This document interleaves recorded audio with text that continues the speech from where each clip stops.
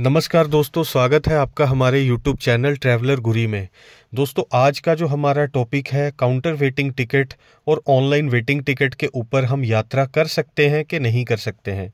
दोस्तों, बताना चाहूँगा, कुछ यात्रियों को बहुत कन्फ्यूजन रहता है कि काउंटर वेटिंग टिकट और ऑनलाइन वेटिंग टिकट अगर हमारे पास है और चार्ट प्रिपेयर होने से पहले वो टिकट कन्फर्म नहीं हुआ है तो हम उस टिकट को लेकर के यात्रा कर सकते हैं कि नहीं कर सकते हैं।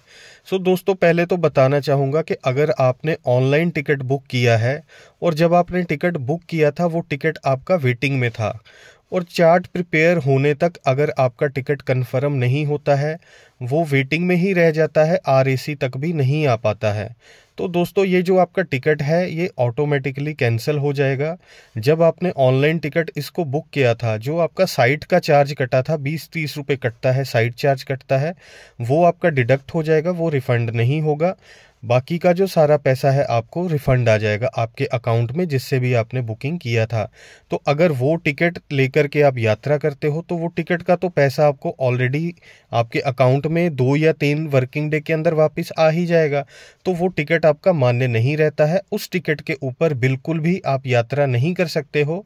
उस केस में अगर आपके पास ऑनलाइन वेटिंग टिकट है और आप यात्रा करते हुए टीटी आपके पास आएगा, आपको पकड़ लेगा, वो आपको फाइन तो करेगा ही करेगा, प्लस आपको अगले ही स्टेशन पे उतार देगा और उस स्टेशन तक का जो फाइन में पैसा है वो भी उसमें ऐड कर लेगा, चार्ज करेगा आपको। और दोस्तों, एक सिनेरियो अलग है। मान लीजिए आपने ऑनलाइन टिकट बुक किया, जब आपने टिकट बुक किया वो टिकट वेटिंग में था, लेकिन जब चार्ट प्रिपेयर हुआ वो टिकट आपका आरएसी में आ गया। तो दोस्तों, बताना चाहूँगा, आरएसी टिकट के ऊपर ऑनलाइन आपका टिकट है, आप यात्रा कर सकते हैं।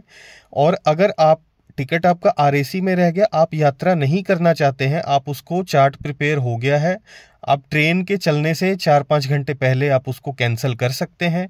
60 रुपये आपका डिडक्शन चार्ज उसमें होगा और उसमें जो साइड चार्ज है वो भी आपका जो डिडक्ट होगा, बाकी का पैसा आपको रिफंड आ जाएगा। और दोस्तों, दूसरा केस ये है कि जो टिकट है हमारे पास वो काउंटर का वेटिंग टिकट है, यानी जो रेलवे रिजर्वेशन काउंटर होता है उसका हमारे पास वेटिंग टिकट है और चार्ट प्रिपेयर होने तक वो टिकट वेटिंग में ही रहता है, कंफर्म नहीं हो पाता है।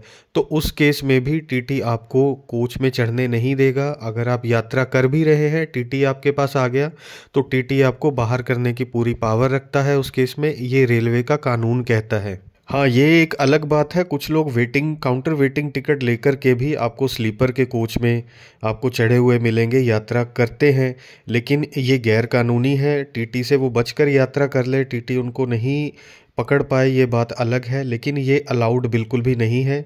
जो रेलवे का कानून जो कहता है, अगर हम उसके अकॉर्डिंगली चलेंगे तो वेटिंग टिकट चाहे आपके पास काउंटर का हो या ऑनलाइन हो, आप यात्रा नहीं कर सकते हैं।